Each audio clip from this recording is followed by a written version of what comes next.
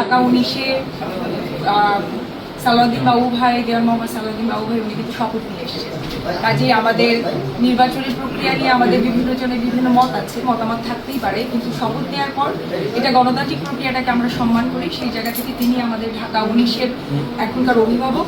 তিনি যেমন বিএনপির অভিভাবক, একইভাবে তিনি 11 দলীয় জোটের আমাদের যারা নেতাকর্মী যারাই আছে সাভারে যে আসলে আমাদের 7,76,000 ভোটার সবারই কিন্তু তিনি অভিভাবক এবং তিনি প্রতিনিধি। সেই জায়গা থেকেই এই আমার যে স্মারকলিপি সেটা নিয়ে এসেছি। 1 নম্বর বিষয় যেটা উল্লেখ করেছি সেটা সবসময় দেখা যায় যে ধরেন বাবু ভাইয়ের যে দেখি শুনে যে প্রত্যেকটা নির্বাচনের পরে আমরা দেখি যে ক্ষমতার পরিবর্তনের সাথে সাথে রুট লেভেলেও ক্ষমতার একটা পরিবর্তন হয়। যারা বিজিত দল এবং যারা জয়ী হয়েছে তাদের একটা হামলা জুলুমের শিকার হয়, হামলা জুলুম মামলা বিভিন্ন ধরনের হয়রানির শিকার হয়। ওই জায়গা থেকেই আসা প্রত্যাশার জায়গা যে জুলাই পরবর্তী যে নতুন বাংলাদেশ আমরা করতে যাচ্ছি, বিশেষ করে জুলাই যদি আমরা মনে করে দিতে চাই, জুলাই একই সাথে আমরা 11 দলীয় জোটের প্রতিনিধি, আমরা জামাত ইসলামী, আমরা এনসিপি এবং বিএনপি একসাথে কাঁধে কাঁধ মিলিয়ে আমরা লড়াই করেছি। আসলে এই সাভারেই লড়াই হয়েছে, কাঁধে কাঁধ মিলিয়ে লড়াই হয়েছে। তা আমি সেই জুলাই অভ্যুত্থানের লড়াই সংগ্রামটা মনে করিয়ে দিতে চাই এবং ওইখানে আমাদের যে একতাটা ছিল, দেশ গড়ার যে ইউনিটিটা ছিল, সেই প্রত্যয়ের জায়গা থেকে আসলে আজকে সালাউদ্দিন বাবু ভাইয়ের কাছে আসে স্মারকলিপিটা দেয়া যে অভিভাবক হিসেবে তিনি অবশ্যই এটা নিশ্চিত করবেন তার দলের পক্ষ থেকে যেন তারা জয়ী হিসেবে আমাদের যেভাবেই হোক আমরা যারা বিজিত দল বা আমাদের ছেলেমেয়েরা যারা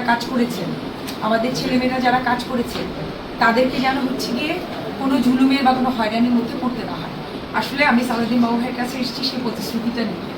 একদমই আপনাদেরকে আমার নেতাকর্মীরা আছেন, আপনার নেতাকর্মীরা আছেন এবং প্রত্যাশার জায়গায় সেটাই যে নতুন বাংলাদেশ আসলে করতে হলে আমাদেরকে পরস্পরের প্রতি সম্মান শ্রদ্ধা এটা রেখেই আমাদেরকে করতে হবে।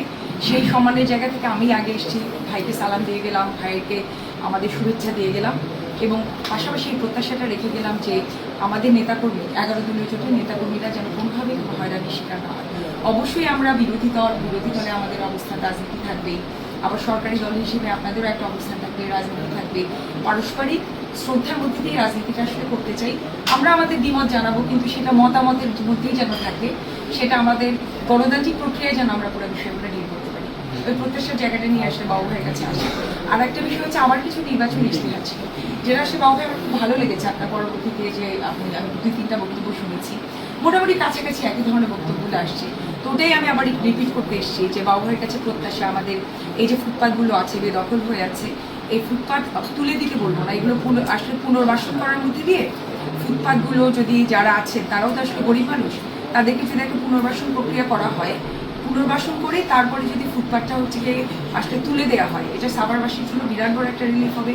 আরও কতগুলো জায়গা আছে যেমন আমাদের নদী দখল এবং গিয়ে দূষণ এবং দখলও আছে, এখানে মাটি ব্যবসা, বালি ব্যবসা এই বিষয়গুলো আছে। আমার ভালো লাগছে যে সালাউদ্দিন বাবু ভাইয়ের বক্তৃতা আমি শুনেছি গত 2-3 দিন, উনি বিষয়গুলো অ্যাড্রেস করেছেন এবং উনি কিন্তু বলছেন যে এই বিষয়গুলো দেখবেন। কিংবা দোকানে যে চাঁদাবাদি যে ম্যাল প্র্যাকটিসগুলো আছে, সে যে দলই করুক, আমি একদম সুনির্দিষ্ট করে কোনো দলের কথা বলতে চাই না, সেই জায়গা থেকে। এবং অবশ্যই সাভার আশুলিয়ার বর্তমানে অভিভাবক হিসেবে নিশ্চয়ই সালাউদ্দিন বাবু ভাই এই বিষয়গুলো উনি ওনার বক্তৃতায় বলছেন এবং আমারও যেহেতু নির্বাচনী প্রতিশ্রুতি ছিল, সেই প্রত্যাশার জায়গা থেকে আমি মনে করছি যে বাবু ভাই তার আগামী 5 বছরের দায়িত্বের জায়গা থেকে এই বিষয়গুলো যে অ্যাড্রেস করবেন এবং দেখবেন একদমই সাংসদ হিসেবে। তবে আমার সর্বোপরি আবার করে আমি রিপিট করছি, আমার 11 দলীয় জোটের নেতাকর্মীরা কেউ আশা করি, প্রত্যাশা করি যে বিএনপি বা ছাত্রদল বা তার কোনো অঙ্গ সংগঠনের দ্বারা কোনো ধরনের হ্যারাসমেন্ট বা হয়রানির শিকার হবে না। যে প্রত্যাশার জায়গা থেকে আপনার কাছে আসে। আমি প্রথমে ধন্যবাদ জানাতে চাই আমার মূল প্রতিদ্বন্দ্বী 11 দলের জোট প্রার্থী গুলশানা পারুনকে, যে আমরা একটি সৌহার্দ্যমূলক পরিবেশে নির্বাচনে অংশগ্রহণ করেছি। কোথাও কোনো প্যান্ডেল ভাঙা হয় নাই, কোনো লিফট করতে গিয়ে বড় রকম বাধা হয়েছে, 2-1টা ঘটনা ঘটেছে বিচ্ছিন্নভাবে, কোথাও কারো ব্যানার ছিঁড়ে ফেলা হয়েছে, এরকম আমি ঘটনা জানি না। তাদের সুন্দর পরিবেশে সাভারের নির্বাচন হয়েছে বলে আমি মনে করি। এবং নির্বাচনের পরে 12 তারিখে নির্বাচন হয়েছে, আজকে 20 তারিখ। দেরিতে হলো, আমার মূল প্রতিদ্বন্দ্বী আমার বাসায় এসছে, আমার কাছে টাইম দিয়েছে, আমি অ্যাজ আর্লি অ্যাজ পসিবল সময় দিয়েছি এবং সে একটা সহযোগী আমার সঙ্গে উপস্থাপন করলো। এই যে একটা কালচার, এটাই বাংলাদেশে কিন্তু অতীত ছিল না। আমি মনে করি যে এটা একটা নতুন কনসেপ্ট, নতুন প্রজন্ম এরকমই চাচ্ছে যে যেই এমপি হোক তাকে আমাকে সম্মান করতে হবে, তাকে সহযোগিতা করতে হবে। কারণ ভোটাররা কে ভোট দিয়েছে না দিয়েছে এটা আমি বিবেচনা করবো না, আমি আপনার সকলে এমপি, এটা আমার দায়িত্ব সবাইকে সুরক্ষা করা এবং সবার সুবিধা অসুবিধা বিবেচনা করা। আজকে আমার কাছে বেশ কিছু দাবি এবং একটি গুরুত্বপূর্ণ দাবি যেটা বলা হয়েছে যে সাধারণত বাংলাদেশে রেওয়াজ অনুযায়ী প্রতিপক্ষ যারা পরাজিত হয় তাদের উপর অনেক সময় ছোটোখাটো কিংবা বড় রকম জুলুম নির্যাতন হয়। আমি খালি এটুকু একটা বলবো, 12 তারিখে নির্বাচনের থাকতে 20 তারিখ এইসব ঘটনা 2-3 দিনের মধ্যে ঘটে। যেহেতু এরকম ঘটনা ঘটে না, আমি এটুকু আশ্বস্ত করতে পারি, আমি একদম ফুল কনফিডেন্ট নিয়ে বলতে পারি এই ধরনের কোনো ঘটনা বিচ্ছিন্ন পাবো এই ঢাকা 19-এ কোথাও হবে না। এটা আমি দায়িত্ব নিয়ে বললাম আলহামদুলিল্লাহ। আমি যেগুলো বলেছি 100 দিনের কর্মসূচির মধ্যে, যে 1 নম্বরে আমি বলেছি মাদক, তারপর বলেছি আমি সন্ত্রাসী, চাঁদাবাদ, ছিনতাইকারীকে এগুলো মানে করতে দেওয়া হবে না। আমি বলেছি এই যে ফুটপাত দখলদার মুক্ত ফুটপাত আমরা করবো, নদী দূষণ, নদী দখল এবং এখানে যে ধরনের ঘটনাগুলো আছে অব্যাহতভাবে জীবিত হচ্ছে এগুলোর ব্যাপারে উদ্যোগ আমার নিব। এটা নিয়ে আমি পরিকল্পনা করছি, আমি ফেসবুকে অনেক দিচ্ছি, অনেক তালিকা আমরা করেছি।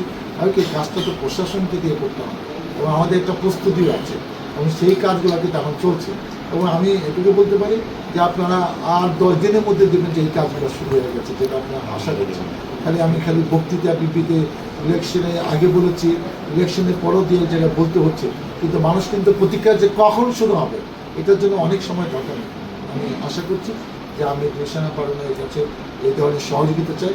কোনো বিরোধী দলের কাজ হলো সরকারের থেকে ভুলভ্রান্তি ধরিয়ে দেয়, সেই জন্য টেলিফোনে কিংবা মনে করে দেয় কিংবা প্রয়োজন বলে এসে আমাকে বলে যায়। আমি স্পষ্ট কাছে বলতে চাই যে সাভারকে আমরা সুন্দর করবো, ক্লিন সাভার, গ্রিন সাভার আমরা করতে চাই।